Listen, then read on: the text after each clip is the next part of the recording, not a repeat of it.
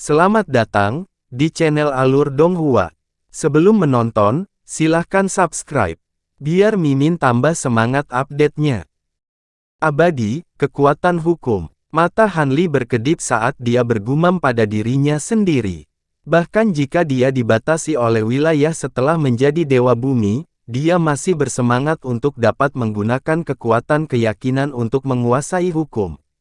Ketika dia berada di alam roh, dia telah melihat kekuatan hukum lebih dari sekali, terutama ketika dia menggunakan harta karun surgawi yang mendalam seperti pedang pembunuh roh surgawi yang mendalam yang berisi kekuatan hukum langit dan bumi. Dia secara pribadi merasakan kekuatan ini. Itu adalah eksistensi yang tidak bisa ditandingi oleh metode kultivasi biasa, teknik rahasia, dan bahkan harta roh. Tapi secara komparatif, memahami energi hukum adalah pertemuan kebetulan yang luar biasa yang hanya bisa terjadi secara kebetulan. Bahkan jika seseorang memiliki harta karun yang mengandung energi hukum untuk dipahami, seseorang mungkin tidak benar-benar dapat mencapai apapun sepanjang hidupnya. Jika seseorang dapat memahami energi hukum dengan menjadi Dewa Bumi, maka itu dapat dianggap sebagai metode yang layak. Semua tanda menunjukkan bahwa dewa leluhur Pulau Wu Meng kemungkinan besar telah meninggal. Jika dia ingin menggantikannya dan menjadi immortal bumi di sini, itu seharusnya tidak menjadi masalah yang terlalu besar. Tiba-tiba, dia melambaikan tangannya. Bayangan di bawahnya berfluktuasi sedikit, dan bayangan hitam menyebar keluar darinya, berubah menjadi sosok pemuda. Itu adalah cahaya ajaib. Ini adalah rekan Han, selamat akhirnya kembali ke alam dewa sejati. Namun, energi asal langit dan bumi di sini cukup tipis. Mungkinkah Anda naik ke tempat yang sangat terpencil? Setelah cahaya iblis muncul, dia dengan dingin menyapu matanya dan kemudian memberi selamat. Iya, kita sekarang berada di Laut Blackwing, tempat yang sangat terpencil di Northern Frost Celestial Realm, kata Hanli dengan tenang. Laut Blackwing, sepertinya aku pernah mendengar nama ini sebelumnya, tapi aku tidak memiliki kesan mendalam tentangnya. Sepertinya itu memang tempat yang terpencil. Tapi tidak buruk bisa datang ke sini. Setidaknya saya tidak perlu khawatir identitas saya terungkap dan ditemukan oleh musuh alam abadi, kata cahaya iblis tanpa emosi. Itu hanya tindakan yang bijaksana, kata Hanli sambil tersenyum masam. Keterpencilan tempat ini memang menjadi salah satu alasan mengapa ia memutuskan untuk tinggal sementara. Kali ini, rekan Han, mengapa kamu memanggilku? Demon Light menatap Hanli dan bertanya. Tentang immortal bumi, seberapa banyak yang diketahui rekan cahaya iblis tentangnya? Hanli bertanya langsung. Abadi BMI, saya tahu sedikit tentang itu. Keabadian semacam ini dapat memadatkan kekuatan hukum melalui kekuatan keyakinan dan sangat langka di alam abadi. Mengapa rekan Han menanyakan hal ini? Luar biasa langka. Mungkinkah Dewa Bumi memiliki kelemahan lain selain dibatasi oleh wilayah tempat mereka berada? Hanli tidak menjawab pertanyaan Demon Light, malah mengajukan pertanyaannya sendiri. Meskipun Dewa Bumi dapat menggunakan kekuatan keyakinan untuk memadatkan hukum nomologis, metode ini memiliki banyak keterbatasan. Selain tidak dapat meninggalkan area tempat mereka berada, karena tubuh mereka bercampur dengan kekuatan keyakinan, kekuatan sihir dari Dewa Bumi jauh lebih murni daripada dewa dari level yang sama, memadatkan kekuatan dari kekuatan binatang, dan itu akan memakan waktu lama. Kalau begitu, memang ada banyak batasan, kata Hanli sambil berpikir. Ada banyak dewa bumi di Laut Blackwing, tapi ini mungkin terkait dengan lingkungan geografis khusus Laut Blackwing. Dia belajar dari buku-buku kuno bahwa seluruh Laut Blackwing diblokir oleh Desolate Blackwing yang besar. Laut ini hampir sepenuhnya terisolasi dari dunia luar. Sangat sedikit dewa dari dunia luar yang bisa memasuki tempat ini. Satu-satunya cara untuk pergi ke dunia luar adalah melalui formasi teleportasi di tengah Laut Blackwing. Lingkungan khusus seperti itu menyebabkan Laut Blackwing memiliki banyak klan kultivator dan manusia. Oleh karena itu, Dewa Bumi dan Dewa Leluhur, embrio Dewa Bumi, adalah hal biasa di sini. Bahkan di antara Dewa Keliling, sangat sedikit yang bersedia menjadi Dewa Bumi. Cahaya ajaib tiba-tiba menyala. Dewa Keliling, apa itu? Apakah mereka juga semacam immortal? Han Li kaget dan bertanya. Orang-orang di alam bawah umumnya berpikir bahwa mereka yang berada di alam abadi adalah dewa sejati. Namun, di alam dewa sejati, yang bisa disebut dewa sejati adalah mereka yang telah menguasai kekuatan hukum. Mereka yang belum menguasai biasanya disebut keliling dewa. Ada banyak dewa keliling. Inilah alasan mengapa ada 9 dewa dari 10. Karena dewa keliling tidak dapat memahami kekuatan hukum, mereka hanya dapat mengandalkan kultivasi kekuatan spiritual abadi untuk maju. Tetapi karena mereka tidak memiliki kekuatan hukum untuk melindungi tubuhnya, secara alami jauh lebih sulit bagi dewa keliling untuk melewati kesengsaraan surgawi dan maju secara alami, ini jauh lebih sulit daripada dewa sejati. Magic Light berkata, "Dewa keliling, dewa sejati," gumam Han Li saat mendengar ini. Ngomong-ngomong, jalan abadi yang mendalam yang kamu jalani sekarang adalah apa yang disebut kekuatan abadi. Ini sebenarnya semacam dewa keliling. Dewa yang mendalam tidak berusaha untuk menguasai kekuatan hukum. Sebaliknya, mereka terutama memfokuskan kultivasi pada tubuhnya. Mereka percaya dalam menggunakan kekuatan untuk menerobos Dao dan maju. Mereka dianggap sebagai dewa keliling yang berbeda. Jumlah mereka sangat sedikit, bahkan lebih sedikit dari dewa bumi. Lanjutan cahaya ajaib. Begitu. Terima kasih, Taois cahaya ajaib, untuk penjelasannya. Han Li mengangguk pelan. Meskipun saya hanya memiliki jiwa ilahi yang tidak lengkap, saya masih mengingat sebagian besar hal di dunia abadi. Jika Anda memiliki keraguan di masa depan, jangan ragu untuk bertanya kepada saya. Sosok Magic Light berkedip. Tanpa menunggu Han Li mengatakan apapun, dia sekali lagi berintegrasi ke dalam bayangan Han Li. Han Li berdiri di tempat yang sama dengan mata sedikit menyipit, mencerna apa yang baru saja dia dengar. Setelah beberapa saat, dia menghela nafas lega dan berjalan menuju lantai 2 penyimpanan sutra. Artefak fana abadi membawa kekuatan hukum langit dan bumi. Mereka memiliki kemampuan yang tidak dapat diprediksi. Jika ada perbedaan dalam hukum, maka kultivasinya akan berbeda. Mereka dapat menembus semua hal, membangun kehidupan baru, dan mengingat masa lalu. Han Li diam-diam membaca kata-kata emas kecil di sebuah buku kuno di dalam hatinya. Dia tidak bisa tidak memikirkan Profound Sky Ruyi Blade dan Profound Sky Spirit Slayer Sword, dua harta karun langit mendalam yang telah dia gunakan di alam roh. Pedang pembunuh roh langit yang mendalam, sebagai 3 harta karun teratas dalam daftar roh segudang chaotic, memiliki kekuatan magis yang kuat yang mengabaikan hukum langit dan bumi. Dalam hal ini, itu agak mirip dengan deskripsi artefak abadi ini. Memikirkan hal ini, Han Li melihat halaman itu lagi dan membaca dengan cermat. Setelah sekitar 15 menit, dia menutup seluruh buku kuno dan akhirnya memiliki pemahaman umum tentang konsep artefak abadi. Menurut buku itu, harta karun langit yang mendalam adalah sejenis harta karun yang lahir dengan merasakan kekuatan dunia tertentu. Itu awalnya semacam artefak abadi. Di dunia abadi, itu secara kolektif disebut artefak abadi bawaan. Itu sering muncul di awal dunia tertentu, dan sebagian besar muncul di keadaan kayu roh.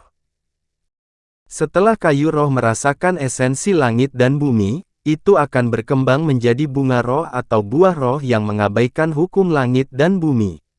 Biasanya, hanya 4 atau 5 yang bisa lahir di dunia. Itu adalah hal yang sangat langka dan berharga.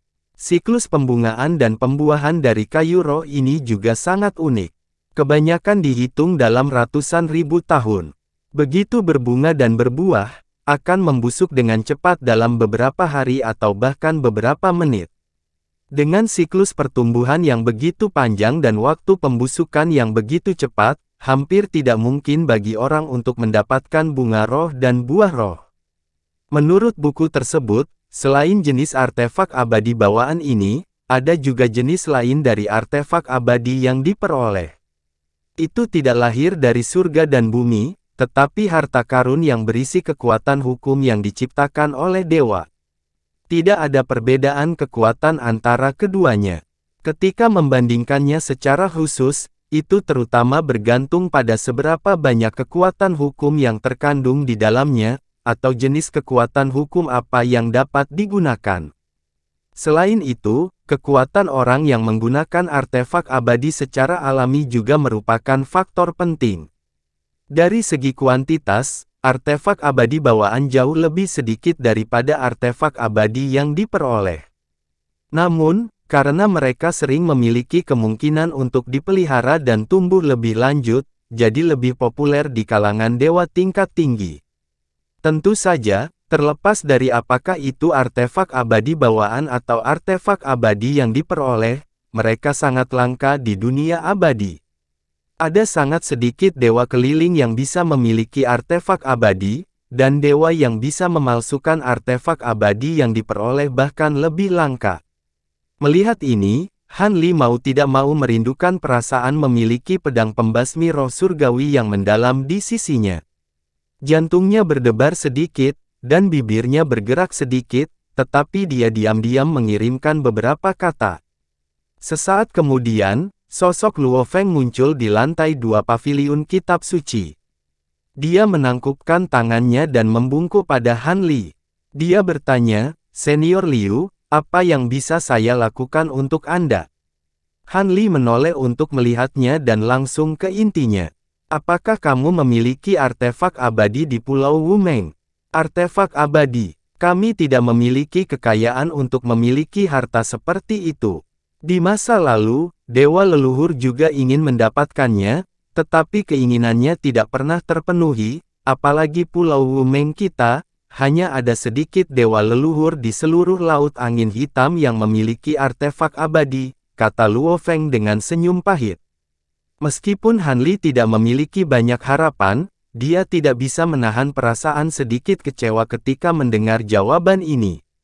Namun, dia segera merasa lega dan bertanya, "Saya baru saja membaca dari buku-buku kuno bahwa dewa leluhur dapat memadatkan kekuatan hukum melalui akumulasi kekuatan iman. Dewa leluhur Pulau Wumeng Anda seharusnya menguasainya di masa lalu.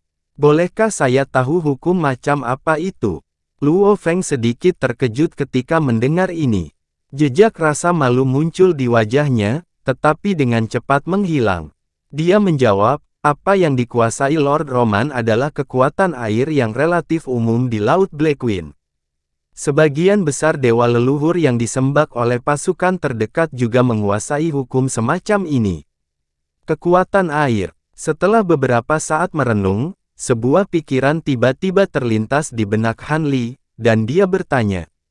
Dia kemudian melanjutkan untuk bertanya, "Ketika kami sedang dalam perjalanan ke paviliun kitab suci, kami melihat banyak orang menyembah patung dewa leluhur. Apakah patung itu adalah inkarnasi bumi dari dewa leluhur Pulau Wumeng?" Patung dewa leluhur itu, dan patung-patung lain di pulau itu hanyalah patung biasa yang digunakan untuk mengumpulkan kekuatan keyakinan. Meskipun mereka juga dapat memainkan peran berkomunikasi dengan dewa leluhur, bukanlah penjelmaan bumi yang sebenarnya. Hanya ada satu patung di pulau itu yang merupakan inkarnasi dewa leluhur bumi, dan saat ini disegel di area terlarang klan, kata Luo Feng dengan ragu-ragu. "Di mana area terlarang?"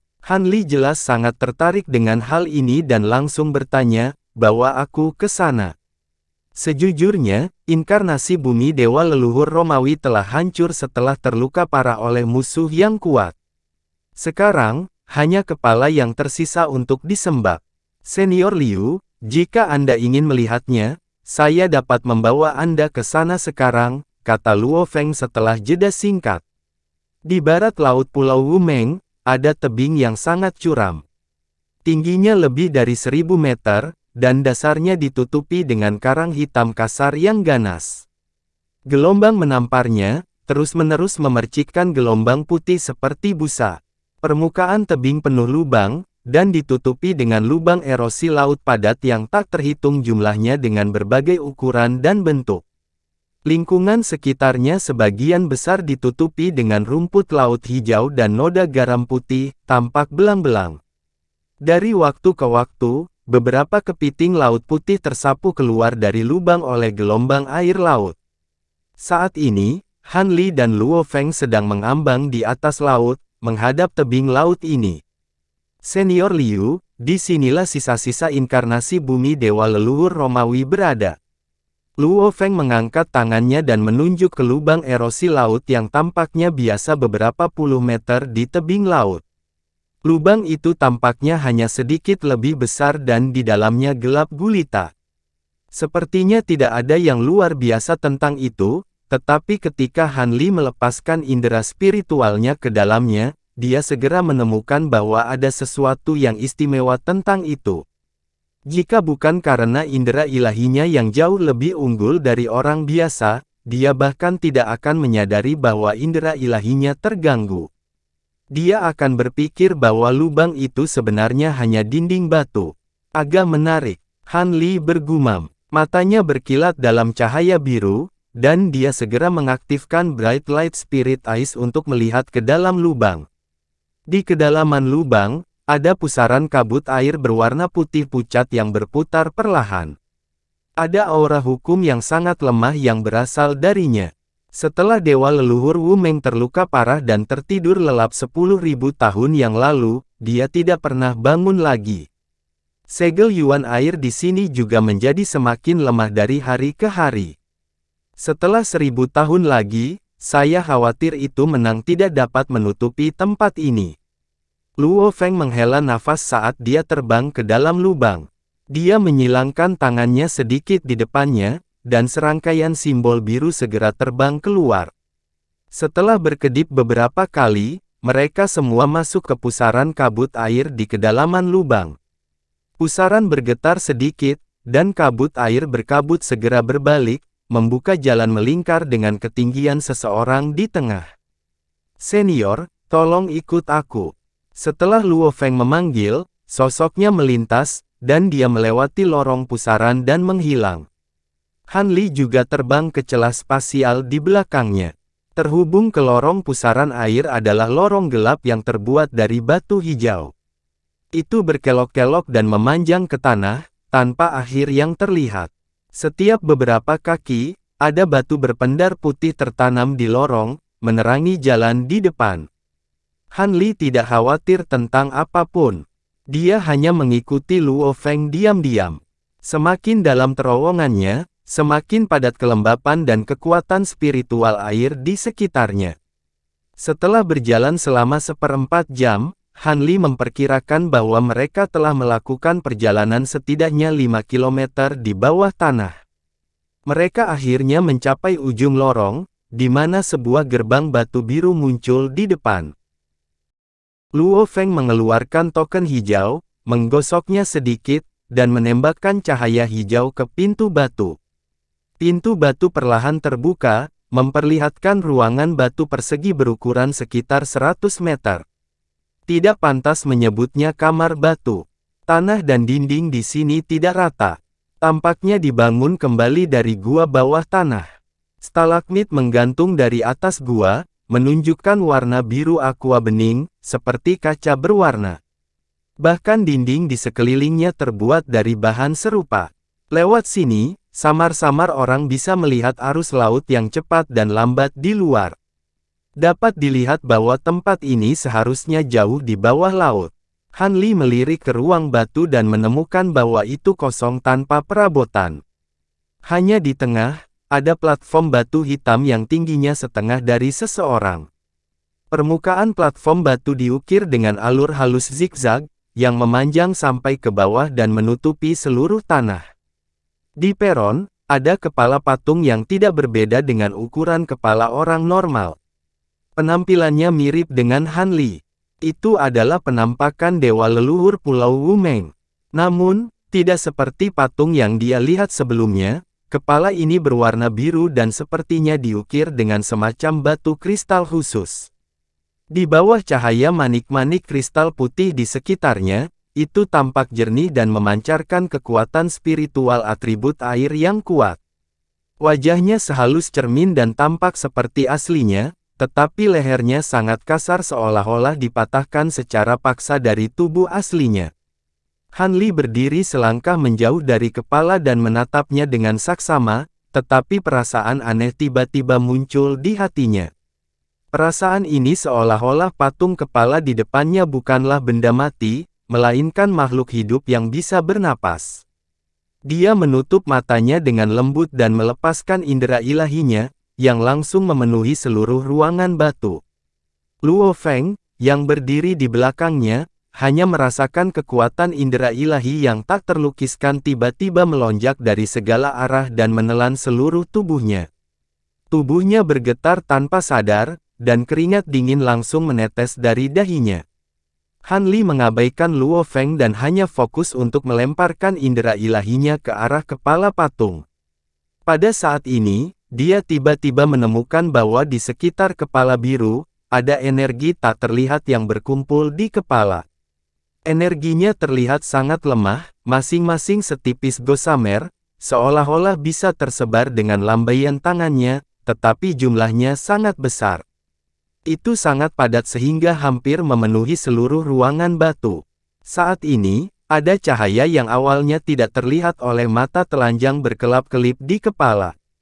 Ritme cahaya sangat mirip dengan pernapasan seorang kultivator. Saat berkedip antara terang dan gelap, ia menyerap energi lemah di sekitarnya sedikit demi sedikit. Tampaknya ini yang disebut kekuatan iman. Han Li menarik indera ilahinya dan perlahan bergumam sambil berpikir. Di belakangnya, wajah Luo Feng sudah pucat, dan dia menghela nafas lega. Sebentar saja, bagian belakang pakaiannya benar-benar basah kuyup. Dia menarik napas dalam-dalam, mengambil beberapa langkah ke depan, dan menepuk stalagmit biru aqua terbalik yang tampaknya biasa beberapa kali. Tanah mengeluarkan serangkaian suara, dan sebuah platform batu kecil perlahan muncul dari tanah dengan sebuah kotak batu diletakkan di atasnya.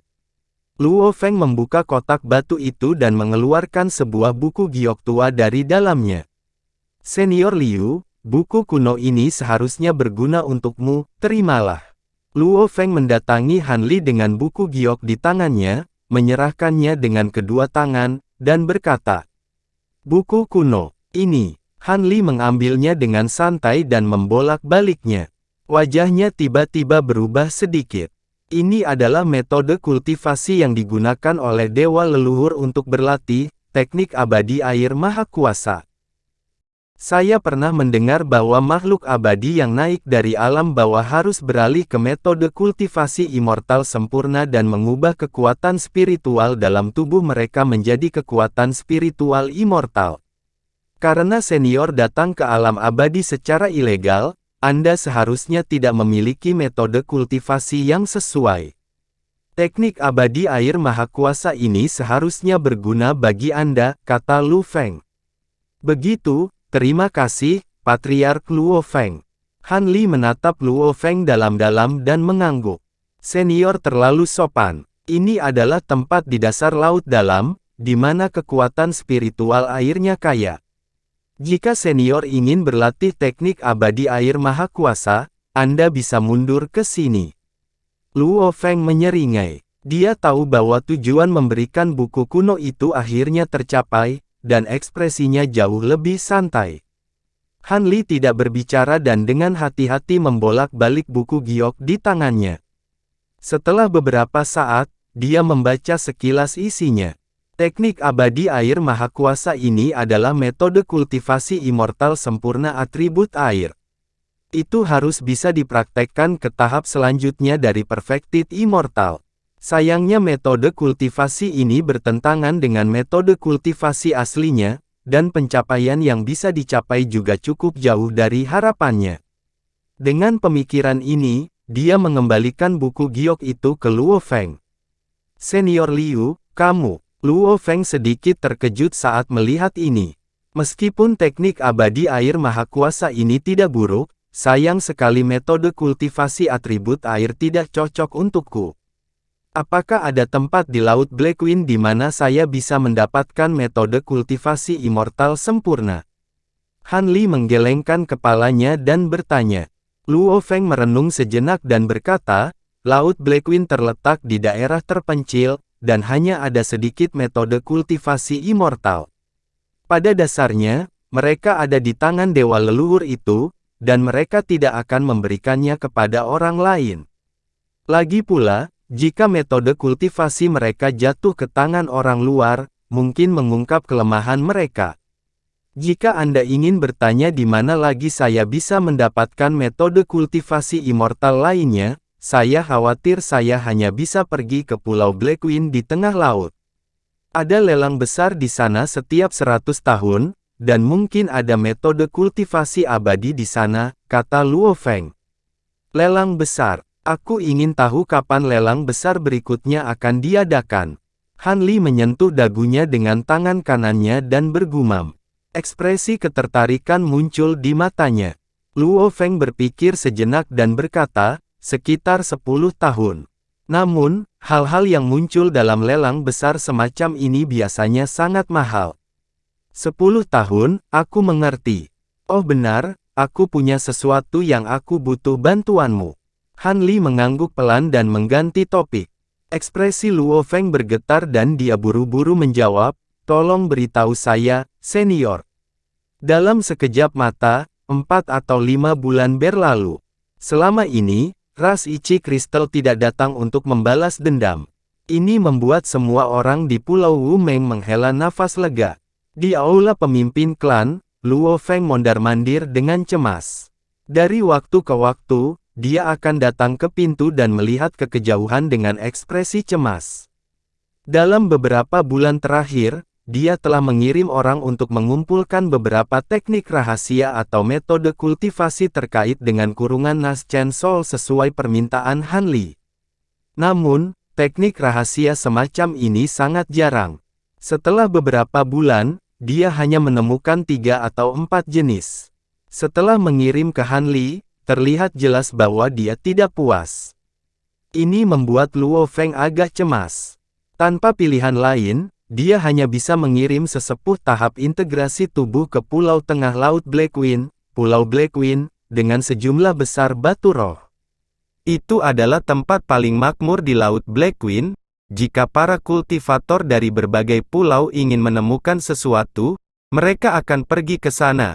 Namun, hari ini sudah hari ketiga setelah dia dijadwalkan untuk kembali. Tetapi tetua itu belum kembali. Pada saat ini, cahaya putih muncul di langit yang jauh dan dengan cepat mendekat. Luo Feng sangat gembira dan keluar dari aula.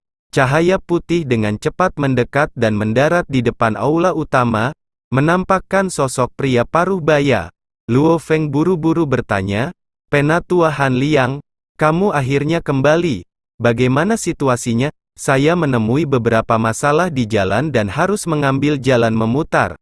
Saya menghabiskan sebagian besar batu roh, tetapi untungnya, saya tidak mengecewakan Anda. Pria paruh baya itu berkata sambil mengeluarkan kotak batu giok.